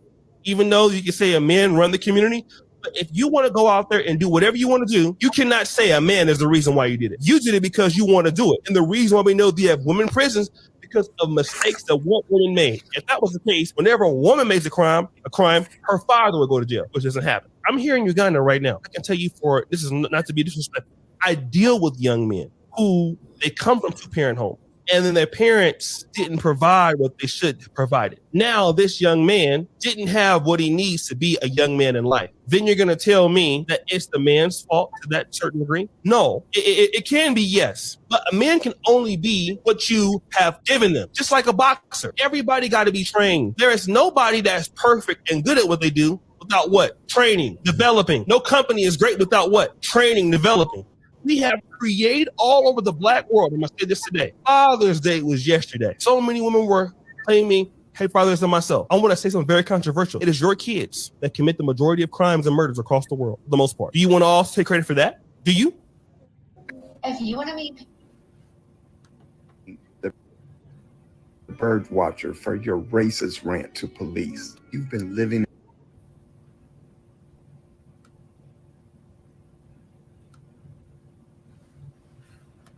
After 3 years, you're still blaming the bird watcher for your racist rant to police. You've been living in hiding since the incident and can't find a job that meets your qualifications.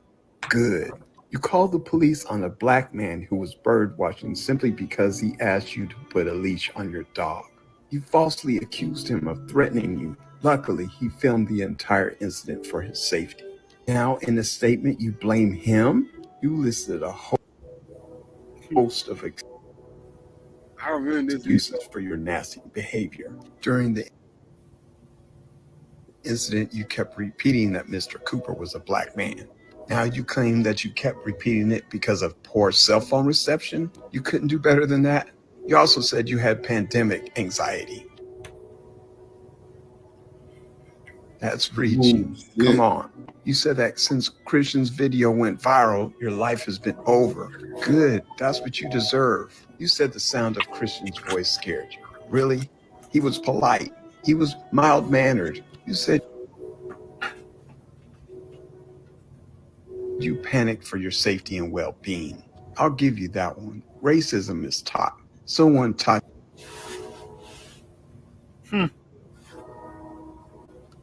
I remember that video. You to hate black people, and that's sad. You would have been better off admitting what you did.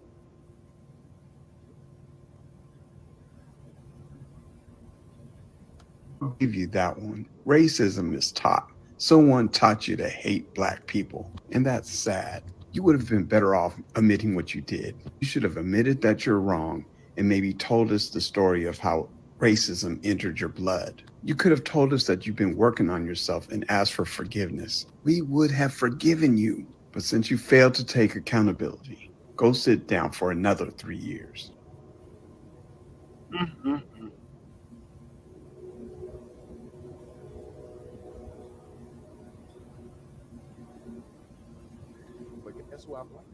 Everybody blaming us, bro. I'm not blaming my little sister for getting that collagen in their lips. I'm not blaming my little sisters for getting them breast implants. I'm not blaming my little sister for getting those car windshield wiper eyelashes. Social media? Bro, I'm gonna have to call my mom. I'm gonna have to excuse myself if you don't mind.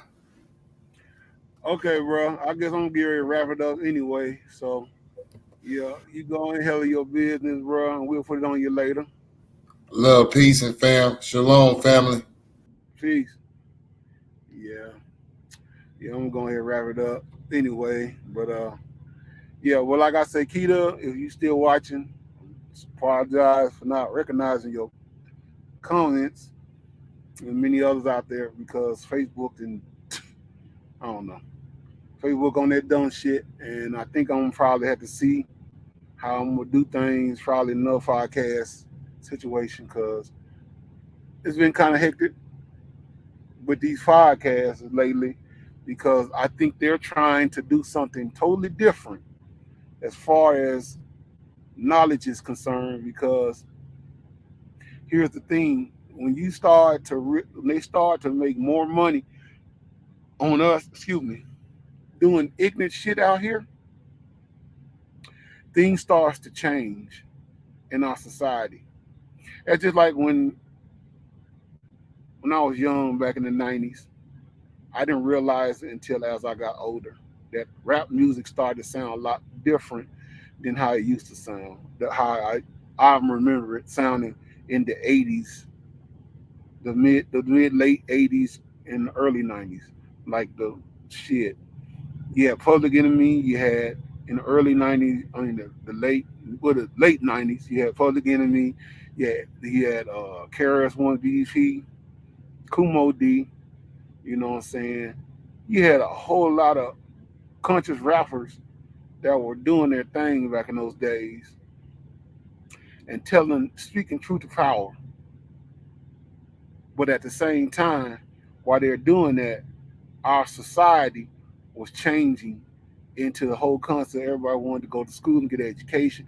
Everybody wanted to basically love on themselves and others as far as our community was concerned. But that was not making the 1% a lot of money.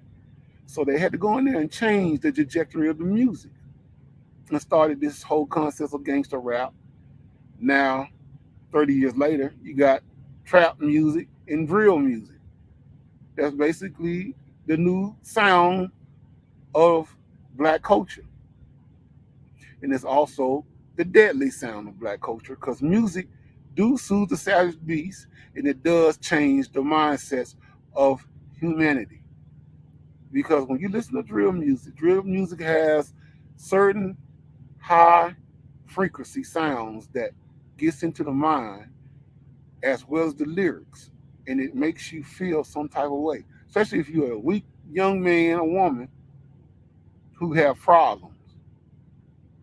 You hear a song talking about this bitch ass nigga ain't shit, I would like to put a cap in his ass. Subconsciously, you're thinking the same way, like, yeah, that's how I feel right now. I want to shoot me a motherfucker. And you go out and do it. There's no songs in this generation telling you if you get locked up, they're not gonna let your ass out. Notice that? No. Because there isn't no songs like that. There are only songs that are promoting negativity, especially amongst young women getting out here twerking their ass. That's all they know how to do is twerk their ass. They don't even know how to dance no more. The dances I seen females used to create dances every fucking year when I was coming out. When I was young back in the days in the 80s. Every year was a dance coming out. Cabbage Patch, Roger Rabbit, Running Man. Shit. You know what I'm saying? The WAP. Shit, it was all kind of dances coming out. The Freak. Now y'all motherfuckers ain't got one dance. Twerk. Throw your ass in there. Throw your ass over in there. Throw your ass in there. That's all you know how to do.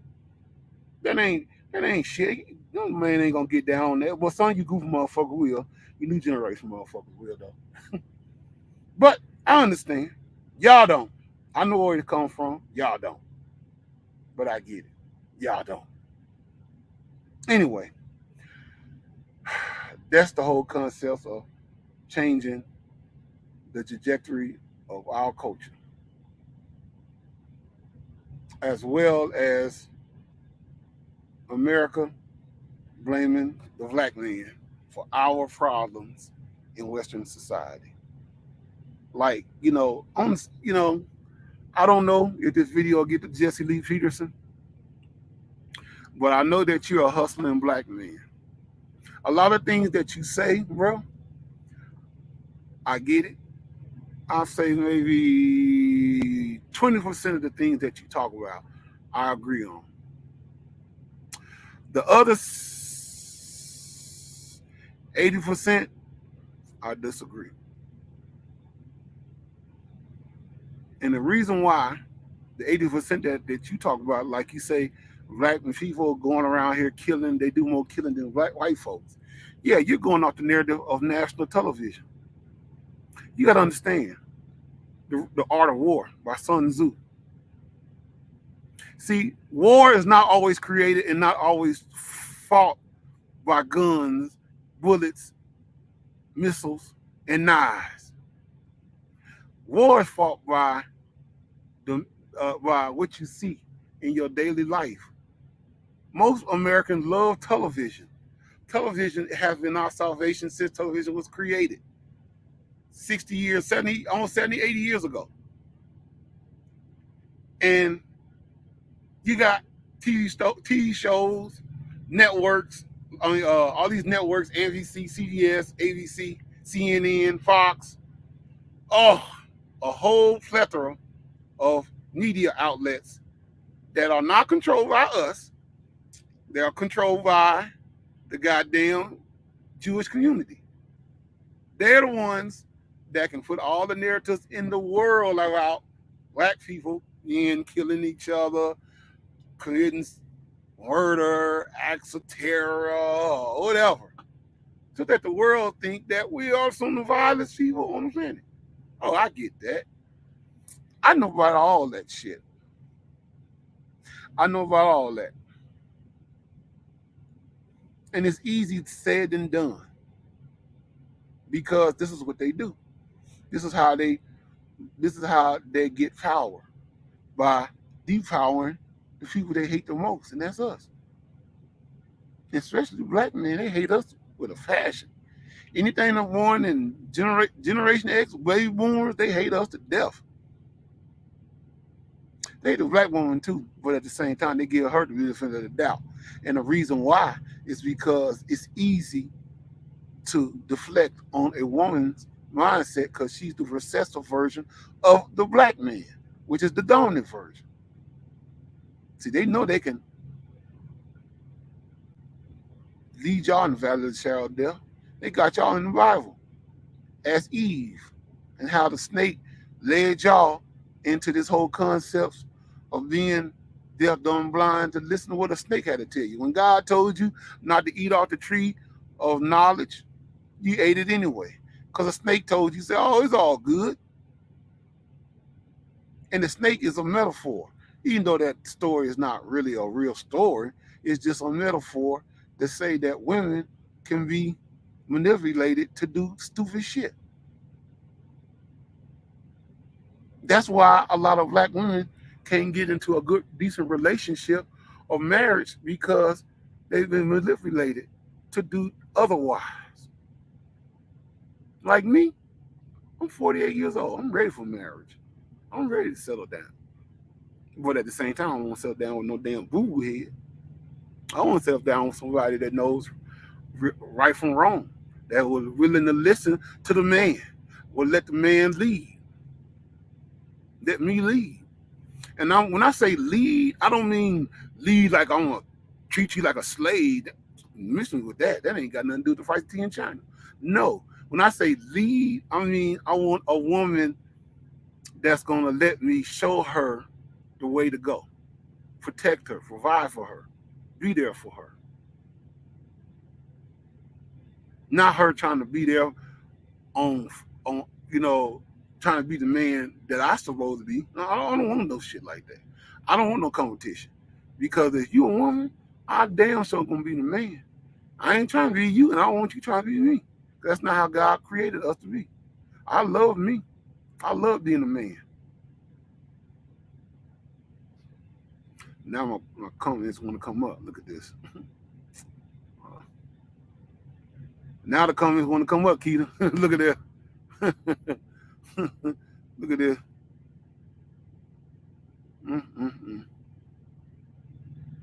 Now the comments want to come up. Crazy. I don't know. But anyway. Well, like I say, that's how I get down. That's how I get down. I don't want to be with a woman that's trying to tell me what to do, and I'm not going to tell her what to do. However, I'm going to tell her what's right, and we can work together from there. Because, see, I'm not trying to overdo you, and I don't want you to try to overdo me. That's all I ask. Other than that, you'll have a good love and life together. From the rooter to the tutor. That's how I get down. But anyway, I guess I can do it. Get on off of here. I had some more shit I wanted to talk about, but I guess I didn't talk enough tonight. I might just do a part 2 of this. Lane of Black Man. You know what I'm saying? So, it's love to y'all, the ones that were watching tonight, and very many views. But shout out to Keita, you know what I'm saying, once again. I'm sorry I didn't see your comment. It just popped up all of a sudden. Tell you this shit crazy. This internet shit is really. I ain't gonna say nothing, but we're gonna leave that alone. But much love to you guys. I'm gonna get up off this thing. It's your boy Chaos. Signing out. Have a good night. Be safe. Don't do nothing I wouldn't do.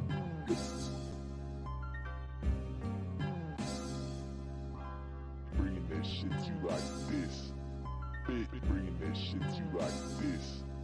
Bringing that shit to you like this. Bringing that shit to you like this. Bringing that shit to you like this. Big bringing that shit to you like this. Big bringing that shit to you like this. Big bringing that shit to you like this. Nor can we let the government of America off, because the government of the United States of America has proved to be the worst enemy of black people. So now when it comes time for justice, this is not spoken out of hatred or out of bitterness, but reparations have to be given to black people, even as Jews received reparations from the onslaught of Nazi Germany. And now the Japanese are going to receive reparations for what America did by putting them in concentration camps. What's wrong with the children of slaves? We are here poor, ragged, hungry, naked, and out of doors. Reparations is what we want, and everyone that had a part in our destruction will have a part in paying reparations. I'll be right back. Bringing that shit to you like this. Big bringing that shit to you like this. Big bringing that shit to you like this. Big bringing that shit to you like this. Big bringing that shit to you like this. Big bringing that shit to you like this. Big bringing that shit to you like this.